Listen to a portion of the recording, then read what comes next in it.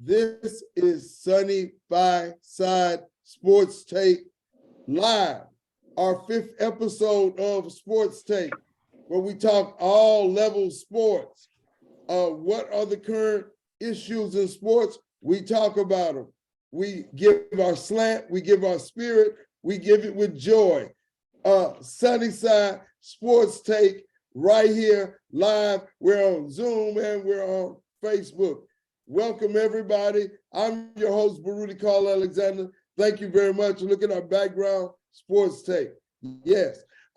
We have the president of Sports Take with us, Brother Jeff Walker, and we have our member of our group site, Brother AJ Whiteside. We may have one more join us. We look forward to that. We're going to get right into it. Brother AJ, can you give a little bit of introduction and share with the audience your sports knowledge and some of the other things that you got going on? Okay, once again, AJ Whiteside, and first of all, I love sports. I'm a proud Prairie View A&M University Panther. Played a lot of sports, and right now I am involved in sports. I do play-by-play color commentary for my local high school football team. Been doing that since 2010. Had a chance to call a terrific state championship for the Rockdale Tigers in 2017. Love all kinds of sports. As I tell my partners here, I like Major League Baseball. I'm big on NFL football, so on NBA, but they're gonna take up the slack on that. And full-time school teacher, part-time radio announcer, you name it, I try to do it all. Sounds good. Sounds good. I'm right with you on that. School teacher, part-time. So I understand about that. President Jeff Walker, give us your introduction and what do you see as some of the future that you want us to go to? Jeff Walker, 35-year Treasury Department career, retired recently, 3.5 years ago. I've been a huge sports fan for many years. I was a sports intramural coach when I was at Prairie View, basketball coach, football coach, and with my boy James Isaac from JY. And we were winners. We were winners every year. We had a team. We were winners. So I've always been a big, huge sports fan. What I like to see is that I like to see a little bit more accountability with our players today. It's just too much empowerment, too much whining between the players. I would like to see them to cut down on some of that, and I would like for them to get back to the purity of the game. It's just they've gotten away from the purity of the game. I would like to see them get back to that. Okay, exactly. Well, we're going to get right into that because you are really kind of messing with the rights of players to a certain extent. What they would say is their right. You know, when we were first coming up, when we were little kids, there was a situation, I believe it was Lou Brock. Was it Lou Brock or what was his name? Where he filed suit for a free agency. Yes, you have a little bit of whining, but the owners have a lot of authority and they are trying to modify a little bit of that authority. And you know it comes from a time when the players could be thrown away for just any type of injury, not get signed, didn't have guaranteed contracts. So when you're talking about their whining, I mean, if they could get all they could get in this economy, shouldn't they do that? Now, it's one thing about load management, but it's another thing about taking care of yourself for your lifetime. And last show we talked about Kyrie Irving. Was he whining? Yeah. Or was he securing his lifetime money, which all of us have a right to do? I'm coming back to you on that, Jeff. Okay. What's your opinion, Jeff? Oh, you're coming back to me. I'm sorry. Basically, I feel that Kyrie, he's an outspoken young man. He's not the normal young man. He thinks. He really thinks. And sometimes you can overthink things. It's just the way it is. And sometimes you can be a little too over analytical sometimes, and sometimes that can work against you. But I don't think that he has there's no malice. I just think that that guy is looking out for his best interests. And sometimes when a player is looking out for his best interests, it may not necessarily be the best interest of the organization. And I just think that he got caught up in that. He's a guy that's very, very opinionated, and he's going to state his opinion no matter how controversial the opinion is. He's going to state his opinion, and you're just going to have to deal with the fact that's the kind of young man he is. But I don't think there's any malice there. I think he is professional. I just think that he looks out for his best interest. I just think that's all it is with it. Does he have a whining streak in him, like he was talking about some players? I wasn't really referring to him when I was talking about the whining. He was not the player that I had in mind when I was talking about the whining. When I'm talking about the whining, all these guys were always demanding a trade. Like, for instance, 3 years ago when James Harden was here, we had Westbrook here. And then all of a sudden, Westbrook decides, I don't want to play with Harden anymore. I want out. Yeah. And then Harden decides, I want out too. So all of a sudden, That's one of the top 4 teams in the league to all of a sudden being the worst team in the league over the next 3 years because both of its star players decide, I want out. That shouldn't be allowed. That is not professional. You shouldn't just be up and just be able to say, I want out, trade me. And then all of a sudden, our team has to try to find some type of trade that can please both teams. And often what happens is when that happens, you undervalue that player. And then Harden did everything he could to cut his value, showing up in that fat suit for that free agent, for that first preseason game. He did everything to curtail his value. So Houston get very little for him, because if they get very little for him, then that means the team he goes to has to give up very little for him. Then that team is still strong, as opposed to having to give up a lot of assets, and now you weaken that team. So he knew what he was doing. And with that being said, that's one of the reasons why it's hard for me to see myself wanting him to come back, because he will be a free agent this summer. We'll talk about that a little later. He will be a free agent this summer. But that's my issue, because before that, he was what's the guy? Paul George. He wanted out. He wanted out of OKC. Then Westbrook wanted out of OKC. Then he wanted to come to Houston. Then he come to Houston in 1 year. He wants out. Then he go to the DC. Then he wants out of there a year later. He goes to the Lakers. These guys, they just don't know what they want. It's like they're 5-year-olds. From one moment to the next, you're trying to placate them, and you make a determination that they cannot be placated. They're like women, high maintenance woman. No matter what you do, it's not going to be enough. And the owners are getting to the point, they're getting disgusted with it.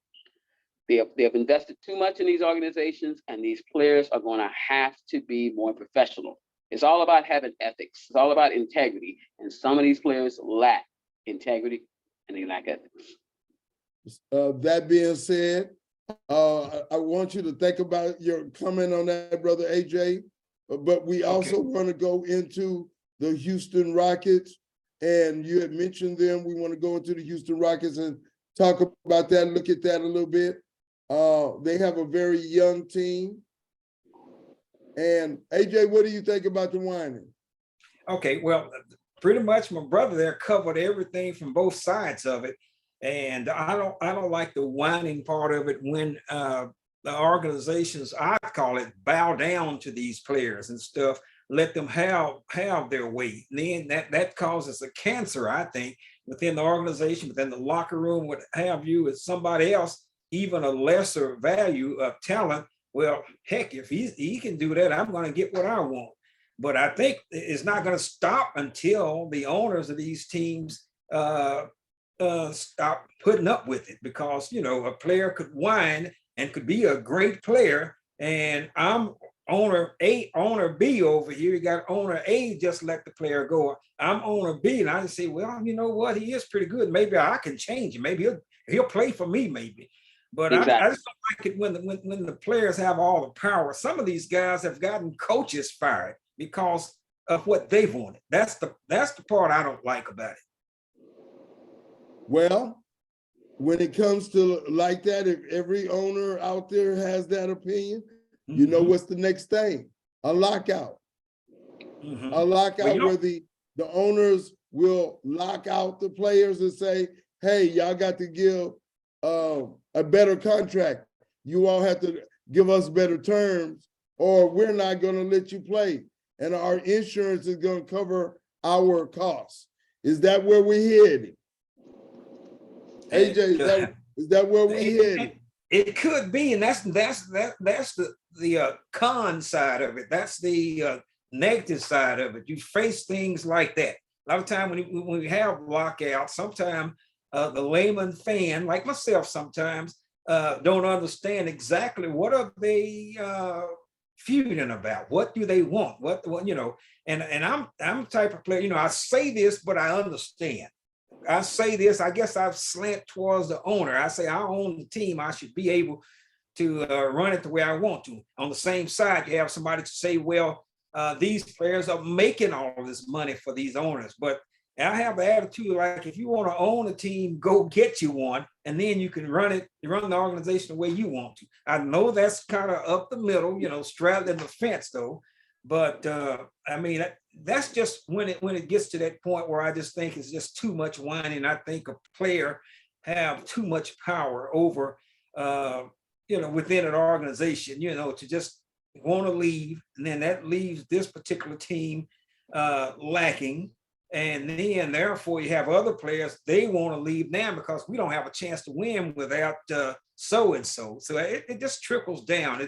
It's kind of hard to pinpoint exactly what's going on. Well, something is going to happen. It probably can't continue like this. However, the players, the owners are kind of playing both sides too. One owner will say, hey, yeah, maybe I can't get him to work for me.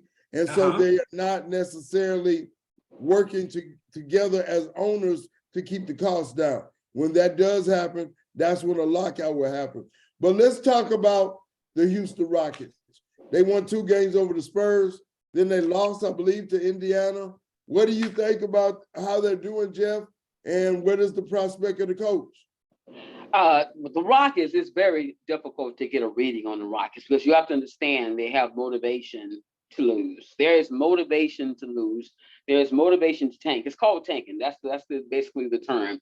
And when you have a prize jewel of a draft pick, guy 7'4", 7'5" in shoes, and he has the skills of a Kevin Durant, it's difficult for teams to be motivated to win now when you have a jewel, a precious jewel like that waiting. And then he's projected to go first. We're talking about Victor Wembanyama. Then we have a guy named Scoot. Scoot, he's projected to go second. He's an outstanding point guard. I think that he has outstanding skills. He will be an all-star within a couple of years. So you really need to get one of those top 2 picks, because after those top 2 picks, it's going to be a dropout to number 3 and to number 4. So the Rockets really need to get one of those top 2 picks, really. And then if they get that first pick, of course, they're not trading it. But if they don't get that first pick, I wouldn't be surprised to see the Rockets make some type of blockbuster trade to try to upgrade this team. And then I'm also hearing from some friends of mine who know James Harden. James Harden has interest in coming back to Houston. And Houston will have $72 million in cap space next year.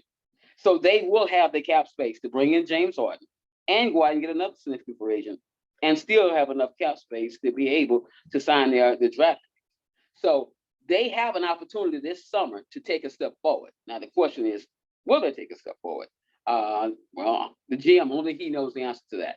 But they do have an opportunity to take a giant step forward this summer because they have the draft capital as well as the salary cap space to take a major leap forward. Now, the question is, do they have the general manager in place to make it happen? Do they have the coach in place to make that happen? That's the question.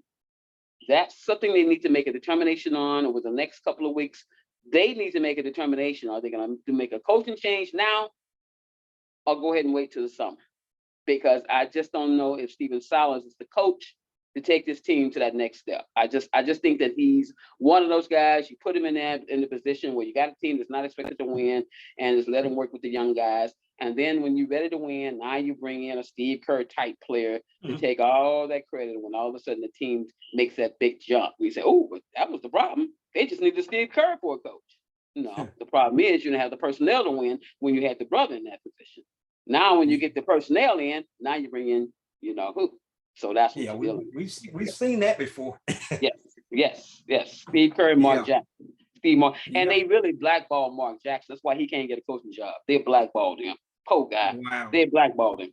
The Golden State Warriors organization they blackballed him. That's why he's having a hard time finding a job. So where is the coach on his contract? Where does he stand on that? I follow the Rockets as much as I can. So what does his contract look like? I think he has one more season left, but that doesn't mean anything. They can watch that. Yeah, they can watch that.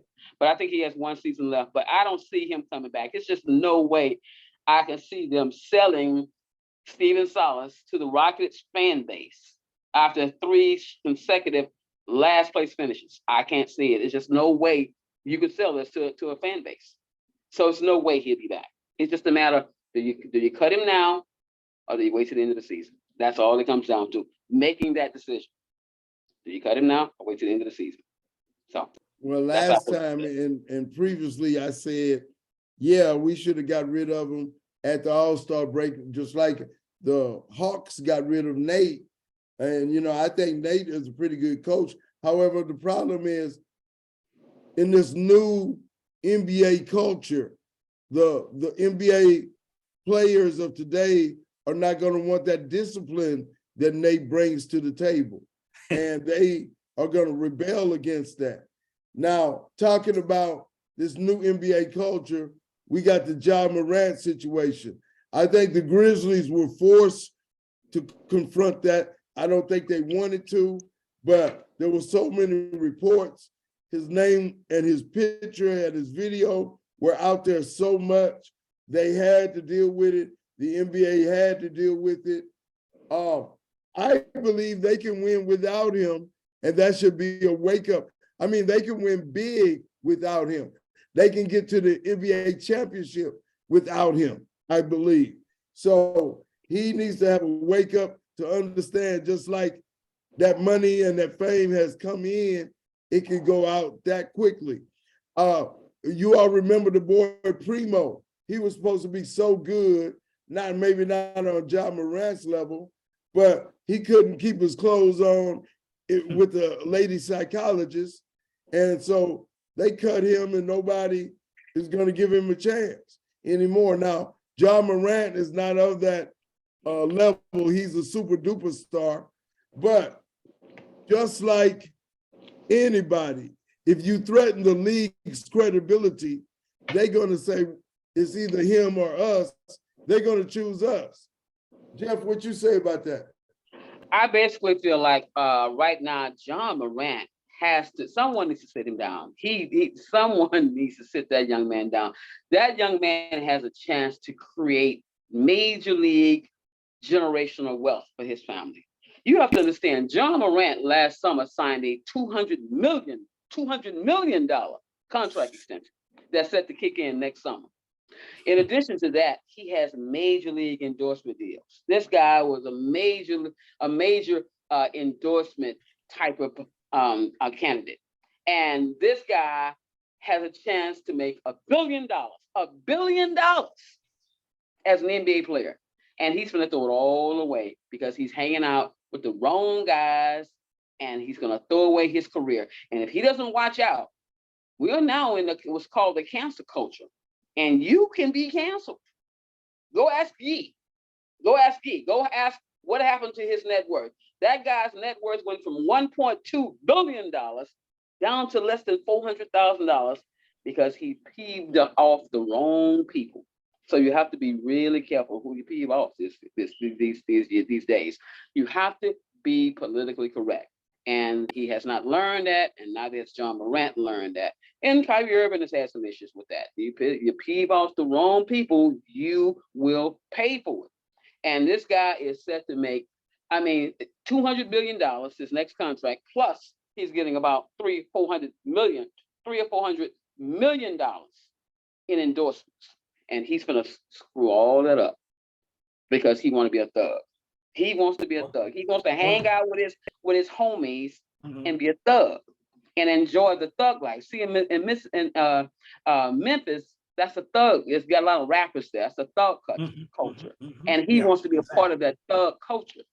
And he's going to cost him billions of dollars. And the sad thing about it, he's in a situation where these people he's trying to appease, they would love to switch with him, I'm sure. Exactly. I mean, brother, just play basketball. You're not hard. I mean, I don't understand why you want to be hard. I just don't get that. That's junior high type stuff. That's the type of elementary type stuff I talk to my students about. You're not hard. Why do you want to be hard?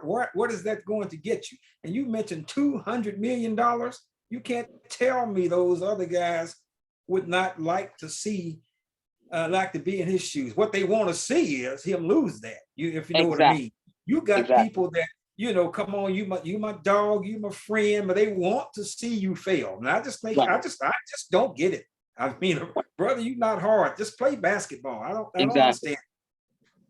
And that's not new. I mean, we've always had this situation where you have one guy in the neighborhood, he's special. He's just got a special talent. And you can just like, wow. And then and his peers, they're just oozing with envy, like, oh, I wish that was me. I wish that was me. And then what happens is they want to see that guy have a fall. They don't want to see him make it, because then it separates him from them. So they have so much jealousy towards that young man.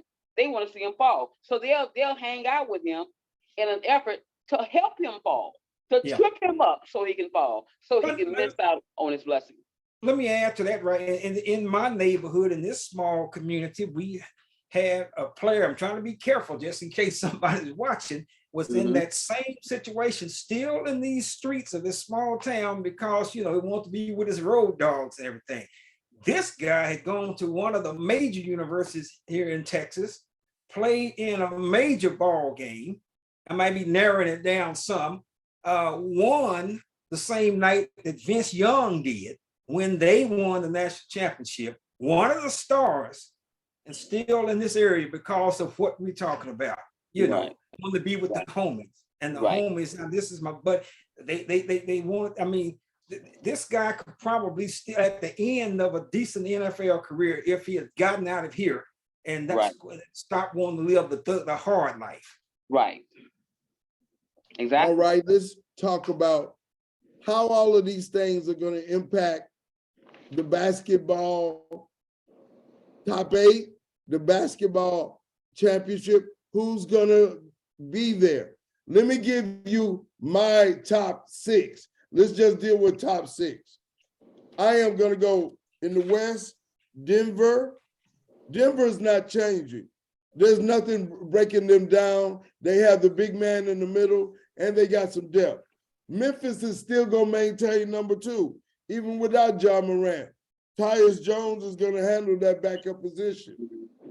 Sacramento is number 3. And I think they have proven that they are pretty good this year with, not Buddy Yield. They have Harrison Barnes, of course, Donis Sabonis, and I forgot the young man point guard's name. The Clippers are number 4. I think, yes, Russell is going to help them. The Clippers are number 4. Number 5,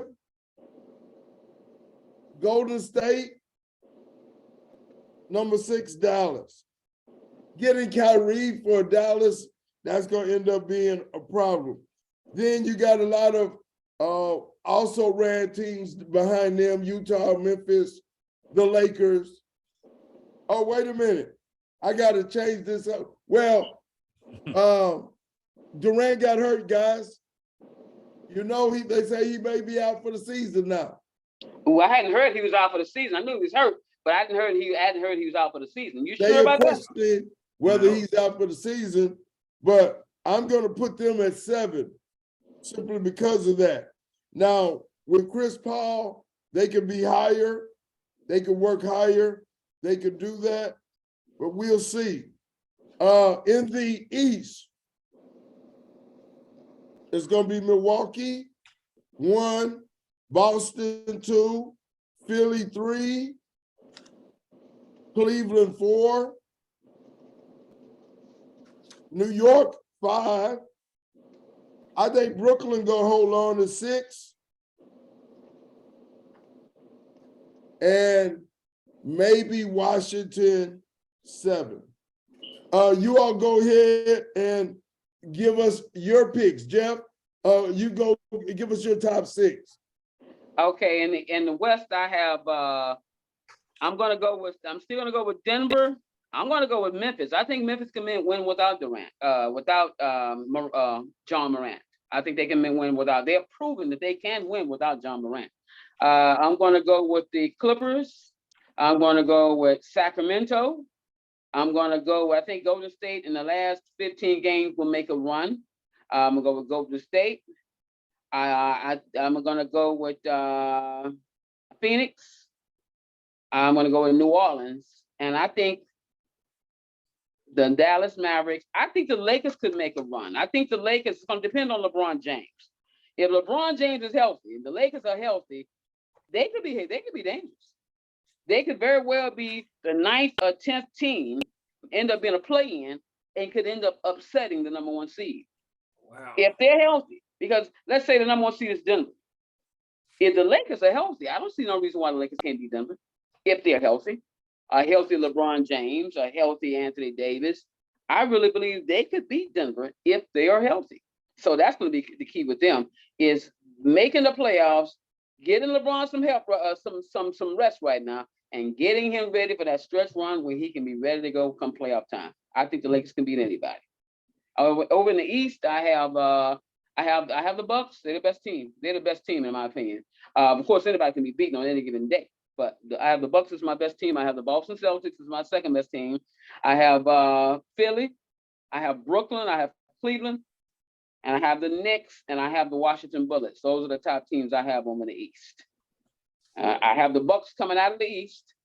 And I have, if Durant is back in time for the playoffs, I'm going to go with Phoenix. But if he's not, I think if Golden State is healthy, Golden State could be there at the end. They could very well represent the West if they are healthy. You can They never can count end up them representing the West. They got Dale Curry's son. As long as they got Dale Curry's son, Yep. Anisha's husband, boy, they can be tough. So they are right there. Yes, AJ. Okay, no, I actually didn't have my hand up, but I guess it's my turn. As I say, I'm not well abreast on the NBA. I just only know what I see. And West, I mean, I like what Memphis is doing. And of course, you always got to, just by what they've done annually, I always got to put Golden State up there. So I'm just going to do like 1 and 2. You just can't count them out. That's one of those teams. Yeah, you can't count them out. Think they'll be right there. You just can't turn on the TV without seeing them doing something good. And on the other side in the East, Milwaukee. Let me go back up. I want to throw Dallas in also because that's Texas and stuff, and you would love a Cinderella type story. So let's put them at 3 for me. A little hope there. And on the other side, Milwaukee, and of course, Boston. I just like what the Bucks have done, just come up from the dead the last few years or so to be a household name in NBA basketball. Let's say I only watch pretty much half the season, though, but every once in a while, you're just seeing what I see. That's my take on that. Sounds good. So we kind of got a streamlined look at the possibilities of the NBA championship. It's going to come down to injuries. It's going to come down to who can build the best chemistry at the right time. So we don't have that many games left. What is it, about 15 games? About 15, 16 games. Yeah, and then we'll be in the playoffs, and it can be anybody's game once you get there. Once you get in that top 8, it can be anybody's game. Yeah. So we look forward to that. The NCAAs are starting. University of Houston is number 1. Number 1 in the nation, the Houston Cougars. And when was the last time that was? When Elvin Hayes was here. So, wait a minute. I'm sorry. Elijah Wan, Clyde Drexler. I was gonna say that's in our era now. I don't know how we can miss that. Yeah. That's true. Because I Yeah. was right there in the midst of it. Brain freeze. We was at Prairie View during that time. Yeah, exactly. Right. Yeah, that's why I'm finna say you went a little bit far back there, brother, on that one. Yeah. We sure did. And we talked a lot of stuff on PV campus about UH basketball. We were on the yard at that. I mean, somebody made a song about Five Slammer Jammer, and yes, sir. Yep. Okay, today's Cougars, do they have a chance to win it all that their predecessor did not do? Do they have a chance to win everything? I think that they have a chance. They don't have that big beast in the middle named Hakeem the Dream Olajuwon. They don't have an Olajuwon. They don't even have a Clyde Drexler. Okay, they don't even, in my opinion, have a Michael Young. But I don't think that the talent level at the college level is where it was back then, because you got so many players now going to the NBA after 1 year. So it's kind of watering down the competition level just a little bit. But you have to give Kevin Samuels a lot of credit. This guy has coached them to back-to-back 30-win seasons. That's phenomenal. That is absolutely phenomenal. You got to give it to Kevin Samuels. And that's another guy. That could be a potential Houston Rocket coach next season. He's 70 years old, though. Say again? Wow. He's 70. So what? Okay. I was just stating he's 70. The president of the United States is how old? How old is the president of the United States? Enough said. Well, we are also asking how much longer can that lame duck hang in there in that context, in that high pressure job. But I'm just saying. But any other things about the NCAA? Who are some of the other best teams? Now, I know I saw a boy at Purdue that's 7'4". Have y'all seen that boy? I have not seen Purdue play this year. So, no, I cannot say. Purdue is in the top 10 also. I forgot his name. He's 7'4". He's agile. And he can block shots. He can shoot. I don't know how quick he is compared to the NBA players. But he's a 7'4" ball player that is doing pretty good. There are a lot of athletes out there. You mentioned Victor and another young man, but there are also some NCAA players that are pretty good you have to think about for the draft. But the Final Four is a product of March Madness, and we will see how that turns out for the March. When does the March Madness start? Next week. Next When? week. Next week. Next week. So we right there. We're at the conference tournaments right now. Well, NCAA start next week. The tournaments are now, but the NCAA tournament, the big dance starts next week. Okay. Well, that sounds pretty good. So we'll continue to pay attention to that. Now tomorrow U of H plays Cincinnati. They play Cincinnati tomorrow at 2:00. They're in the AAC tournament. So Houston comes in with a 17-1 conference record, 30-2 overall. Houston is 11-0 on the road this year. Wow. 11. Wow, I was shocked to hear that. That is really saying something. That is really. You can win on the road. You're a very good team. Right. Exactly. Especially in these college basketball environments. Right. If they can stay healthy, rah that the fans and the student body are making, you're doing pretty good if you can do that. The key is, can they stay healthy? Can they stay healthy throughout the tournament? If they can, and they can stay out of foul trouble, they can beat anybody. Wow. Sounds good. Okay. We want to talk about the staff that DeMarco Ryans has put together. Is that going to help change the Texans? What do you think, AJ? Now, I think so. I think the hire in general, by picking up him, going to it's already generating excitement. And I just think, like I say, we still have the quarterback issue, but I just think they're headed in the right direction. I think all of this, the losing and the frustration and have to deal with, other people, talking about our team here, I think we're going to look back and be something to laugh at later on. Now, next year, I'm going to say they could win probably 9 games. You know, I don't even know what the schedule is. I mean, that's just what I'm feeling right now. I think we're on the upswing. AJ, you had talked about it one time, the league not hiring Eric Bieniemy. Since that time, he has changed from Kansas City to the Washington Commanders. Also, is it Todd Bowles? Not Todd Bowles, he's with Tampa Bay, but the coach who had filed the Flores, the coach Flores, he filed the suit, but he got a job with Pittsburgh Steelers, if I'm not correct. What do you believe is the status of Black coaches in the NFL? AJ. Wow. With the hiring of the Houston coach, I mean, that kind of, you know, that's almost like, if this making any sense, it kind of shut us up, quieting us down just a little bit. Here we gave it one. But I mean, that's probably what I'm not saying. I'm not saying it the way I'm not making it a laughing matter, but I mean, that's actually what has happened, you know. And now then we go back and say, okay, let me see who else who hadn't been picked up.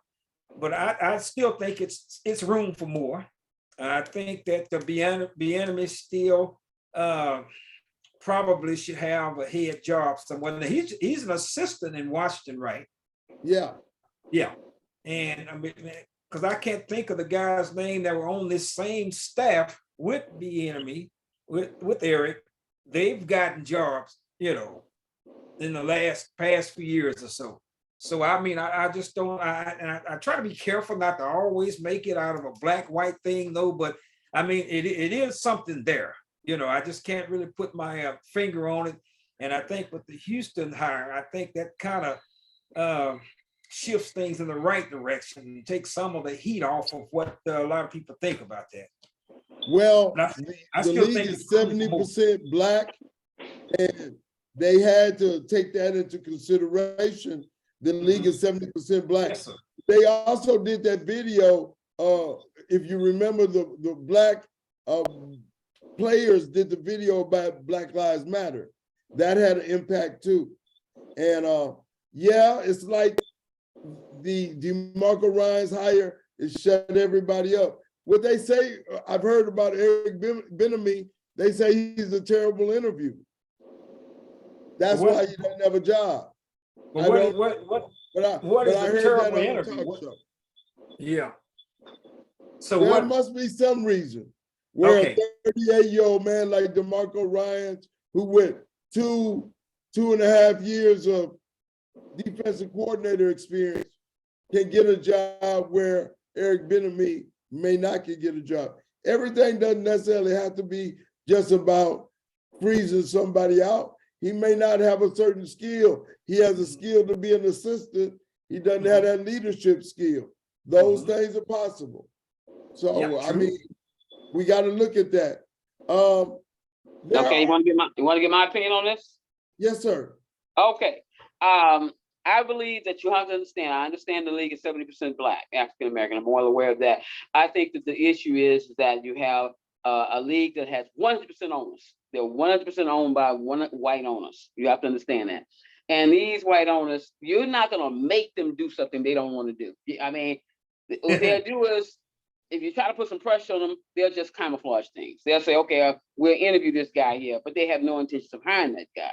They can always finesse things to make it appear that they're trying to make an effort, but they're really not truly trying to make an effort. True. It's simple as that. And you have to understand, and you might be right. Maybe Bieniemy is not a good interviewer. That's a possibility. Maybe he's not a good interviewer. You know, he's not good at that. That's a possibility. Maybe what he's doing, an offensive coordinator, maybe that is the best position for him. Maybe he is not cut out to be a head coach. But then again, maybe he is, and he's just not a good interviewer. He just doesn't have good interview skills. I've had people like that on my job when I went into management, where I was interviewing people for higher level positions who I thought were more intelligent than I am.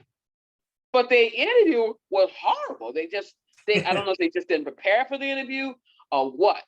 But I would go in there and I would slam dunk the interview, even though they had a higher level of intelligence than me, had master's degrees or whatever, and they had a high level of intelligence. But they would go in there and they would just flunk the interview, flat out flunk the interview. I'm like, it's amazing how poor some people's interview skills are, and that could very well be it. It could be his interview skills. Yeah, I definitely agree with that. I've seen that. Yes, sir. Yeah, very much so. I understand. There's so many other things happening with sports. There was a team that said we will forfeit the game because we do not want to play against this transgender player. What do you all feel about that? AJ? Okay, well, I'm trying to, what was it? Was this a college team or what? I'm not making it different. I'm trying to figure. I believe it was the high school team. Okay. Man, that's a hard one. I can see why they may not want to play, because I'm what I'm trying to see if it was a girls team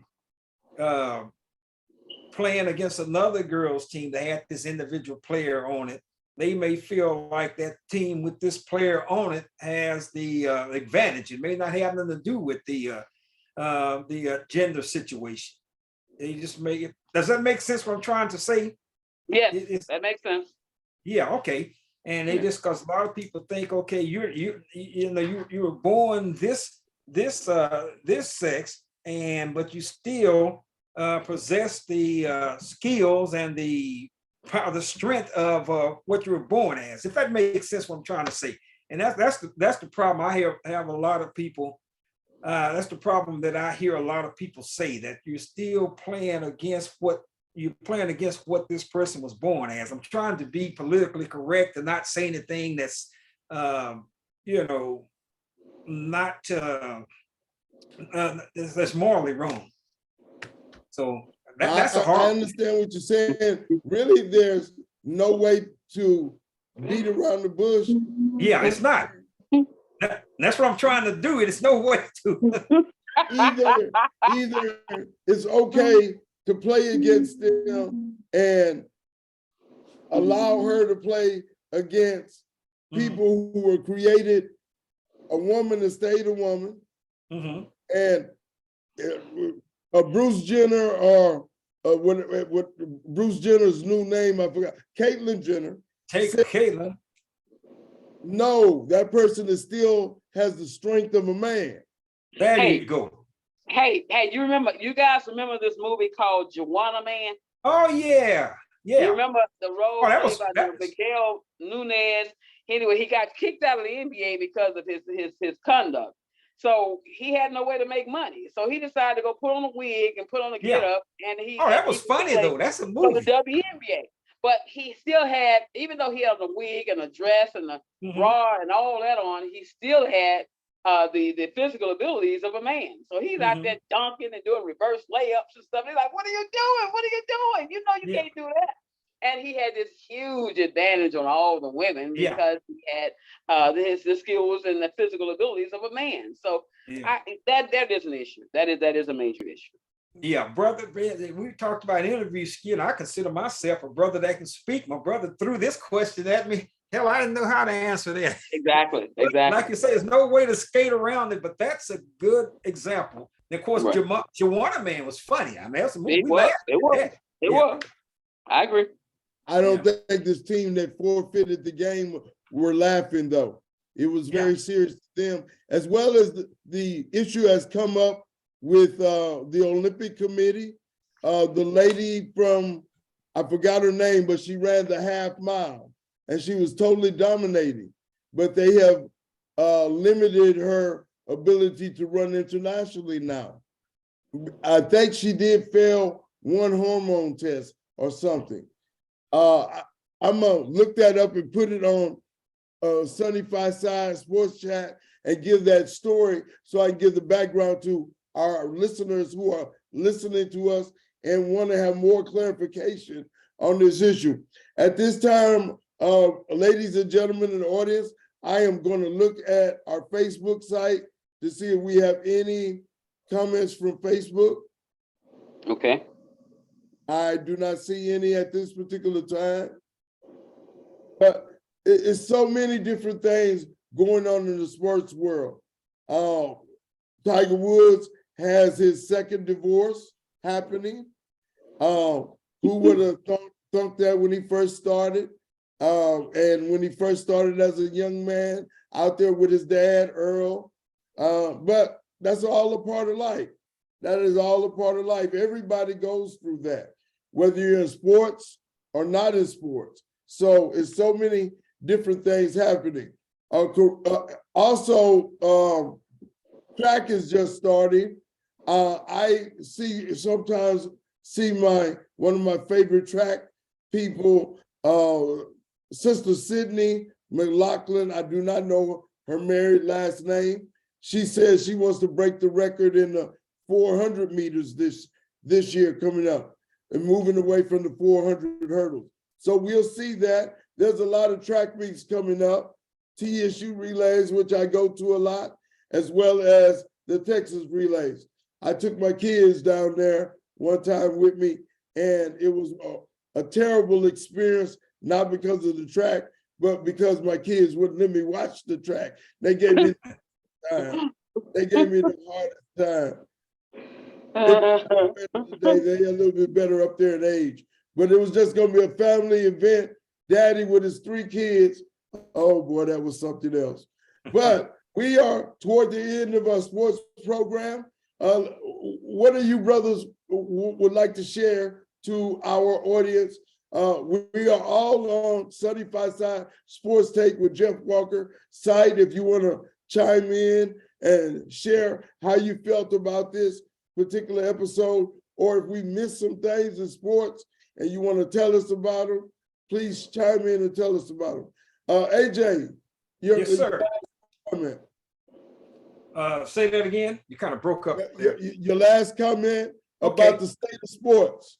Okay, the state of sports. I just want to just throw this out quickly because baseball season is coming up. You know, they're experimenting. Well, they're not experimenting now. It's in. They have, I almost said shot clock. They got a pitch clock now, where the pitcher has to pitch the ball within a certain amount of seconds. I believe if somebody's on base, he has 20 seconds to pitch. If the bases are empty, they got to have a pitch within 15 seconds. And it also has to do with the batter. The batter has to be in the batter's box looking at the pitcher within 8 seconds. So this is going to change the game a whole lot. We've already seen some spring training games, 2 hours, 6 minutes long, 2 hours, 12 minutes long, 2 hours, 24 minutes long. That's their goal in Major League Baseball, is to speed up the game. And that's for a different show. I would say this and save this, but I just think they should leave it alone. I think baseball was meant to be played the way it is. If it took 3 hours, 3.5, so be it. I know they're trying to get a younger demographic, younger fans to watch, but that is and they're losing ratings, AJ. Yeah, I know. They're trying. Ratings. You know what? And it's funny. It's hard to see, for us to see that, because we watch our Texas team. We watch the Astros. I watch my Rangers. I watch them both. And so we're a fan, so we don't see the ratings. We just think it's fine. I look around, the stands are full, but that's exactly, they have to do something. I understand that. But let me just say this on how quick the game has gone. It was a pitcher last year. I cannot think of this guy's name right off. I tried to find it. Last year, he took 26 seconds in between each pitch before he pitched the ball to the plate. 26 seconds. There was a game, spring training game, where it was a batter disposed of in 29 seconds. In other words, you get the ball fired, It was 3 strikes, took him 29 seconds, and the batter's out. So that speeds up the game a whole lot. I mean, it's almost like you used to go to a baseball game like, honey, what time the game gonna be over? I don't know. They play 9 innings, might take 4 hours. And now you can almost say, well, I'll be home at such and such time. It's gonna be a big change. I would say this, AJ, they are losing ratings across the board. and they got to do something Yeah. to get people to watch baseball because it's not interesting for most people. Most people can't sit down unless you're a true baseball fan. And it's not that many. Yeah, I'm not There arguing. used to be a lot when we grew up. Yeah. We used to watch. You remember listening to that? Well, I don't know if you listened to the Astros, but I know me and my crew, we listened to Gene Nelson. Oh, yeah. We listened to Gene Nelson, and he'll talk about Jimmy Wynn, and then Cesar Cedeno, and Doug Rader, the Rooster, and J.R. Richards. Really, all like I said, I'm a of that. fan. I know a lot about your Stros also. And that was so interesting.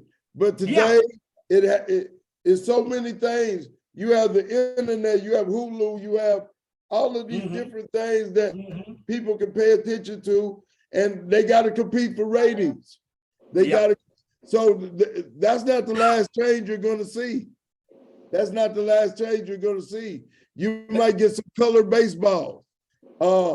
Everybody got to have their color shoes. You're going to see a lot of different things happening in baseball as they try to compete. And you know what? We're going to get used to whatever it is. We're going to get used to it. I know that. Yeah, I'm just making the point. That's exactly what they're doing it from. And back to, you mentioned Gene Eston and the old school announcers. I remember listening to those guys. I wore a transmitter radio out. That's all we had at that time. So we were interested in it. It was back in the day.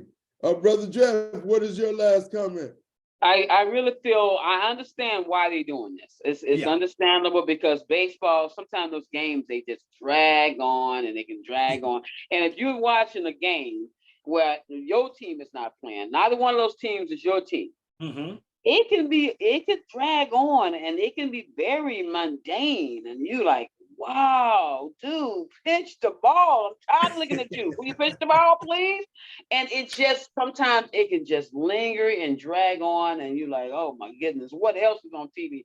Turn the channel, put Golden Girls on. Give me anything else to watch. Now I like that show too. Now we're talking our age now. But I'm gonna miss some of the batting antics. The Ichiro's, why the bat wheel, why he pulls on his, that's gonna cut all that out. Gonna shorten up the walk-up songs. These guys have walk-up songs. It's gonna change it a whole lot. But I definitely understand why they're doing it. But if they are skilled and talented, as I know they are, Joaquin Andujar would have came up with something that even within the time he had. Hey, in addition to that, you have to understand television. They have to get these games off the air. They can't have them lingering on for 3 hours because you're taking up too much space. So they got to get these games ending somewhere around 2 hours to 2 hours and 15 minutes because you have other programming on. So it's all about money, man. It's all about TV ratings. I understand. Money. I just gave my take, but I can't sit there and say I don't understand why. I understand why. Well, we are at the end of our show. We had some interesting discussion. We will continue. We have a show once per month. I believe our next show is April 14th, and we're going to talk sports again. We look forward to having our guests and to talk about the events that are happening out there in the sports world. If it's sports, it's going to be on Sunny Fireside Sports Talk right here live, Facebook and Zoom. Well, everybody, thank you. I just want to mention, I'm not going to show the video, but this is a historical time. Many years ago, UTEP won the first championship. They were Texas Western back then with David Ladden, and they won the first championship with an all-black starting five in the NCAA. This is before Elvin Hayes. This is before Kareem Abdul-Jabbar, Lou Alcindor. But they beat Kentucky. I believe it was 63 or 64 that they won that first championship. So and it's a great movie about it too. Yeah, it is. It is. Outstanding movie. Yes, very, very, very, very much. That movie started, well, the coach was Bob, I believe it was Bob Haskins, and Josh Lucas played Josh Haskins in that particular movie. Right. Well, We thank you, everybody. I'm your host, Baruti Carl Alexander. Our guests have been Jeff Walker, AJ Whiteside. We look forward to seeing you for our next episode. Thank you very much. Appreciate it. Chime in on our Facebook site if you have some sports to relate. We thank you. We'll see you next time. Right. Man, keep it up. This is good. I like it. Appreciate y'all.